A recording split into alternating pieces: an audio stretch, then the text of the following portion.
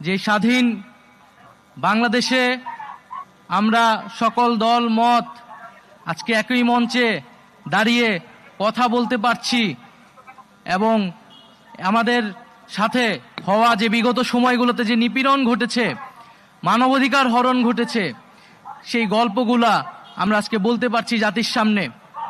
উপস্থিত রয়েছেন বিগত 16 বছরে নির্যাতিত পরিবারসমূহ, গুম হওয়া পরিবারসমূহ এবং এই জুলাই আন্দোলনে যারা শহীদ হয়েছেন, যারা আহত হয়েছেন, তারা এবং তাদের পরিবাররা আজকে এখানে উপস্থিত ছিলেন।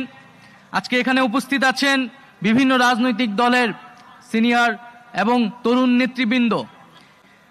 সকলের আলোচনা করলেন, বক্তব্য দিলেন এবং আমরা দেখতে পাচ্ছি যে সকলের কথার মধ্যে কিন্তু আমাদের সেই যে মিল আমরা দেখতে পেলাম, কারণ আমরা সকলেই বিগত 16টা বছর ধরে, 15টা বছর ধরে আমরা নিপীড়িত হয়েছি, নির্যাতিত হয়েছি।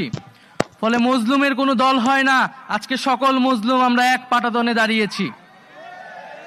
এবং আমরা মনে করি এই যে আমরা যারা নিপীড়িত হয়েছি, এই নিপীড়িত পরিবার, নিপীড়িত মানুষগুলো, আমাদেরকে সবসময় ঐক্যবদ্ধ থাকতে হবে। আমাদের দল মত আদর্শ ভিন্ন হতে পারে, রাজনীতি ভিন্ন হতে পারে, কিন্তু এই নিপীড়িত পরিবারগুলোকে, নিপীড়িত মানুষগুলোকে আমাদের এক থাকতে হবে এবং সেই এক থাকার জন্য একটি জাতীয় মঞ্চ আমাদের গঠন করা প্রয়োজন বলে আমি মনে করছি।